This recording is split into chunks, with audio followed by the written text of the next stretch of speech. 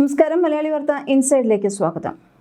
ഇറാനും US Israel സംഘവും തമ്മിലുള്ള പോരാട്ടം ചൊവ്വാഴ്ച മൂന്നാം ആഴ്ചയിലും തുടരുന്നു.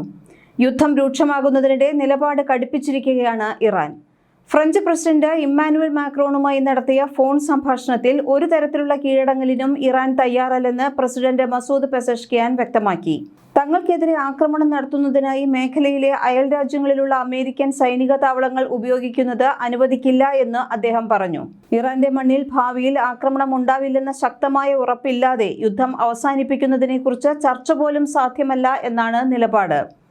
ഹോർമൂസ് കടലിടുക്ക് അടയ്ക്കുമെന്ന ഭീഷണിക്ക് പുറമെ അമേരിക്കൻ സൈന്യത്തിന് സൗകര്യങ്ങൾ ഒരുക്കിക്കൊടുക്കുന്ന രാജ്യങ്ങൾക്കെതിരെയും പ്രത്യാക്രമണം നടത്തുമെന്ന് ഇറാൻ വിദേശകാര്യമന്ത്രി അബ്ബാസ് അരാക്ചി മുന്നറിയിപ്പ് നൽകി. മേഖലയിലെ അമേരിക്കൻ താവളങ്ങൾ ലക്ഷ്യമിട്ട് ഇതിനോടകം തന്നെ ഡ്രോൺ മിസൈൽ ആക്രമണങ്ങൾ ആരംഭിച്ചതായും റിപ്പോർട്ടുകളുണ്ട്. ഭാവി സുരക്ഷ ഉറപ്പാക്കുന്ന ഒരു നയതന്ത്ര പരിഹാരമാണ് ഇറാൻ ലക്ഷ്യമിടുന്നത്. എന്നാൽ നിലവിലെ ആക്രമണങ്ങൾ തുടരുന്ന സാഹചര്യത്തിൽ സമാധാന ചർച്ചകൾക്ക് പ്രസക്തിയില്ല എന്ന് ഇറാൻ കരുതുന്നു. അയൽ രാജ്യങ്ങൾ തങ്ങളുടെ നിലപാട് എത്രയും വേഗം വ്യക്തമാക്കണമെന്നും അമേരിക്കൻ കമ്പനികൾ മേഖലയിൽ നിന്ന് പിൻവാങ്ങണമെന്നും ഇറാൻ ആവശ്യപ്പെട്ടിട്ടുണ്ട്. ഇറാനിൽ നിന്ന് വിക്ഷേപിച്ച മിസൈലുകൾ തങ്ങളുടെ പ്രദേശത്തേക്ക് നീങ്ങുന്നതായി ഇസ്രായേൽ സൈന്യം അറിയിച്ചു. അതേസമയം ഇറാഖ് തലസ്ഥാനമായ ബാഗ്ദാദിൽ ഒരു സ്ഫോടനം ഉണ്ടായിട്ടുണ്ട്. നഗരത്തിലെ US എംബസിയിൽ പുതിയ ആക്രമണങ്ങൾ റിപ്പോർട്ട് ചെയ്യപ്പെട്ടു.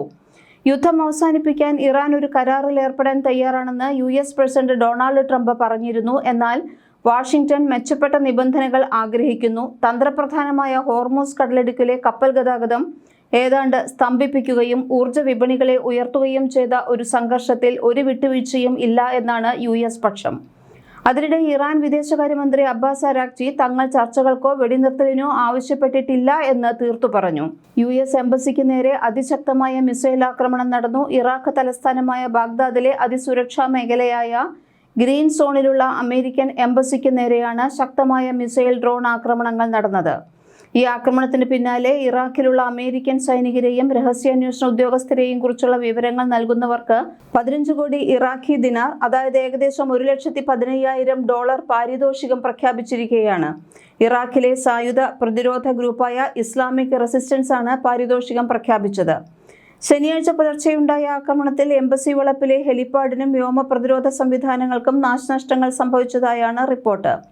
എംബസിയുടെ സുരക്ഷയ്ക്കായി സ്ഥാപിച്ചിരുന്ന സീറാം എയർ ഡിഫൻസ് സിസ്റ്റവും സാറ്റലൈറ്റ് കമ്മ്യൂണിക്കേഷൻ സംവിധാനവും പൂർണ്ണമായും തകർന്നു. ആക്രമണത്തെ തുടർന്ന് എംബസി വളപ്പിൽ നിന്ന് കറുത്ത പുക ഉയരുന്ന ദൃശ്യങ്ങൾ പുറത്തുവന്നിട്ടുണ്ട്. ഗ്രീൻ സോൺ പൂർണ്ണമായും അടയ്ക്കുകയും സുരക്ഷ ശക്തമാക്കുകയും ചെയ്തു. അമേരിക്കൻ സൈനിക ഉദ്യോഗസ്ഥരുടെയോ രഹസ്യാന്വേഷണ വിഭാഗം തലവന്മാരുടെയോ കൃത്യമായ വിവരങ്ങൾ കൈമാറുന്ന ഇറാഖികൾക്കും വിദേശികൾക്കും പാരിതോഷികം നൽകുമെന്നാണ് സായുധ സംഘത്തിന്റെ പ്രഖ്യാപനം. അമേരിക്കൻ സൈന്യം സാധാരണക്കാർ താമസിക്കുന്ന മേഖലകളിൽ അഭയം തേടുകയാണെന്നും ഇത് കണ്ടെത്താനാണ് ജനങ്ങളുടെ സഹായം തേടുന്നതെന്നും അവർ പ്രസ്താവനയിൽ പറഞ്ഞു. ഫെബ്രുവരി 28-ന് ഇറാനിലെ വിവിധ കേന്ദ്രങ്ങളിൽ അമേരിക്കയും ഇസ്രയേലും നടത്തിയ ആക്രമണങ്ങൾക്ക് പിന്നാലെയാണ് മിഡിൽ ഈസ്റ്റിൽ സംഘർഷം രൂക്ഷമായത്. ഇതിന് പകരമായി ഇറാഖിലും സിറിയയിലുമുള്ള അമേരിക്കൻ കേന്ദ്രങ്ങൾക്കു നേരെ നിരന്തരമായ ആക്രമണങ്ങളാണ് നടന്നുകൊണ്ടിരിക്കുന്നത്. കഴിഞ്ഞ ദിവസം ബാഗ്ദാദിൽ അമേരിക്ക നടത്തിയ പ്രത്യാക്രമണത്തിൽ 3 ഇറാഖി പോരാളികൾ കൊല്ലപ്പെട്ടതിന് പിന്നാലെയാണ് ഇപ്പോൾ എംബസി ലക്ഷ്യമിട്ട് ആക്രമണം നടന്നത്. സുരക്ഷാ സാഹചര്യം കണക്കിലെടുത്ത് ഇറാഖിലുള്ള എല്ലാ അമേരിക്കൻ പൗരന്മാരോടും എത്രയും വേഗം രാജ്യം വിടാൻ US സ്റ്റേറ്റ് ഡിപ്പാർട്ട്മെന്റ് നിർദ്ദേശം നൽകി. ഇറാന്റെ പ്രധാന എണ്ണ കയറ്റുമതി കേന്ദ്രമായ ഖാർഗ് ദ്വീപ് ആക്രമിക്കാൻ ഗൾഫ് രാജ്യങ്ങളിലെ ചില കേന്ദ്രങ്ങളാണ് USഉം ഇസ്രയേലും ഉപയോഗിച്ചതെന്ന് നേരത്തെ ഇറാൻ ആരോപിച്ചിരുന്നു.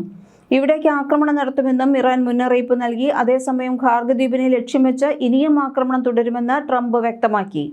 പ്രത്യാക്രമണം ഉണ്ടാകുമെന്ന് ഇറാൻ മറുപടിയും നൽകിയിട്ടുണ്ട്.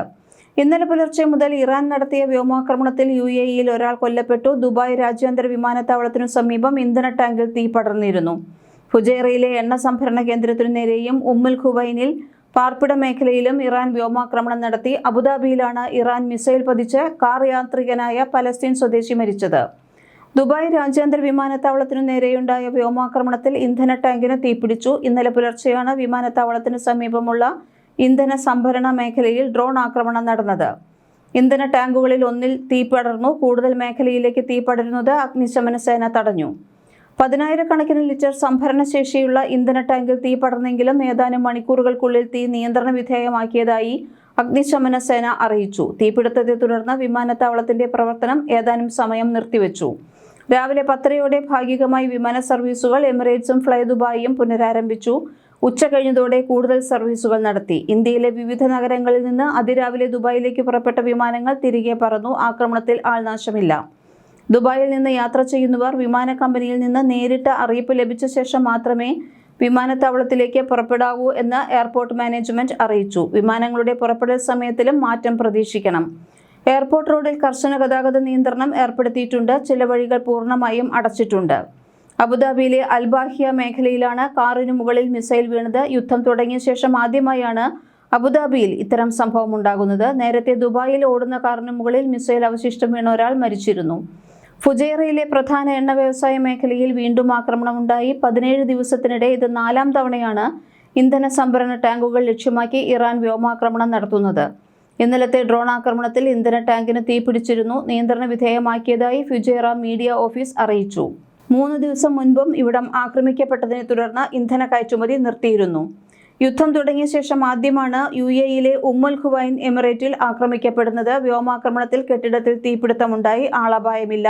ഇന്നലെ 6 ബാലിസ്റ്റിക് മിസൈലുകളും 21 ഡ്രോണുകളുമാണ് UAE നേരിട്ടത്. ഇന്നലത്തേതുൾപ്പെടെ യുദ്ധം തുടങ്ങി ഇതുവരെ മരണം 7 ആയി. പരിക്കേറ്റവരുടെ എണ്ണം 145. ഇറാൻ ആക്രമണ മുന്നറിയിപ്പിനെ തുടർന്ന് അമേരിക്കൻ ബാങ്കായ സിറ്റി ബാങ്ക് അവരുടെ UAE ബ്രാഞ്ചുകൾ അനിശ്ചിതകാലത്തേക്ക് അടച്ചു. മോൾ ഓഫ് ദി എമിറേറ്റ്സിലെ ബ്രാഞ്ച് ഒഴികെ മറ്റു ബ്രാഞ്ചുകളും ഫിനാൻഷ്യൽ സെന്ററുകളും ഇനിയൊരു അറിയിപ്പുണ്ടാകും വരെ തുറക്കില്ല. ഇന്നലെ മുതൽ സിറ്റി ബാങ്കിന്റെ പ്രവർത്തനം പുനരാരംഭിക്കാൻ ഇരുന്നതാണ്. ഇതിനിടയിലാണ് പുതിയ അറിയിപ്പ് വന്നത്. ഖത്തറിൽ ദോഹയിൽ ഇന്നലെ പലതവണ സ്ഫോടന ശബ്ദങ്ങൾ ഉയർന്നിരുന്നു. മിസൈൽ ആക്രമണം പ്രതിരോധിച്ചതായി മന്ത്രാലയം അറിയിച്ചു. ഇറാൻ ആക്രമണ ഭീഷണിയെ തുടർന്ന് ദോഹയിലെ ചില മേഖലകളിൽ നിന്ന് ആളുകളെ മാറ്റിപ്പാർപ്പിച്ചിരുന്നു. രാജ്യത്ത് ഡ്രോണുകളുടെ ഉപയോഗം പൂർണ്ണമായും നിരോധിച്ചു. ബഹ്റൈനിൽ ഇറാനെ പ്രകീർത്തിച്ചതിന്റെ പേരിൽ ബഹ്റൈനിൽ വ്യാപകമായി അറസ്റ്റ് നടന്നു. സമൂഹ മാധ്യമങ്ങളിലൂടെ ശത്രുക്കൾക്ക് അനുകൂലമായി പ്രചാരണം നടത്തിയവരെ സൈബർ വിഭാഗം കണ്ടെത്തി നടപടികൾ എടുക്കുകയായിരുന്നു. ഇതിനോടകം 215 ഡ്രോണുകളും 129 മിസൈലുകളുമാണ് ബഹ്റൈൻ നേരിട്ടത്. മേഖലയിൽ അതിവേഗം മാറിക്കൊണ്ടിരിക്കുന്ന സുരക്ഷാ സാഹചര്യങ്ങളുടെ പശ്ചാത്തലത്തിൽ വിമാനങ്ങളുടെയും ജീവനക്കാരുടെയും രാജ്യത്തിന്റെയും സുരക്ഷ ഉറപ്പാക്കുന്നതിനായുള്ള മുൻകരുതൽ നടപടി എന്ന നിലയിൽ ഇന്ന് നേരത്തെ തന്നെ അധികൃതർ വ്യോമപാത താൽക്കാലികമായി അടച്ചിരുന്നു. സുരക്ഷാ പ്രവർത്തന വെല്ലുവിളികൾ സമഗ്രമായി വിലയിരുത്തിയതിനും ദേശീയ അന്തർദേശീയ ഏജൻസികളുമായി ഏകോപനം നടത്തിയതിനും ശേഷമാണ് വ്യോമപാത വീണ്ടും തുറക്കാനുള്ള തീരുമാനമെടുത്തതെന്ന് അതോറിറ്റി വ്യക്തമാക്കി. വ്യോമപാതയുടെ സുരക്ഷയ്ക്കും രാജ്യത്തിന്റെ പരമാധികാര സംരക്ഷണത്തിനുമാണ് എക്കാലത്തും പൂർണ്ണ മുൻഗണന നൽകുന്നതെന്ന് അവർ പറഞ്ഞു. പുതിയ സംഭവവികാസങ്ങൾ അപ്പോൾ തന്നെ ബന്ധപ്പെട്ട വകുപ്പുകളെയും പൊതുജനങ്ങളെയും അറിയിക്കുമെന്ന് GCAA സ്ഥിരീകരിച്ചു.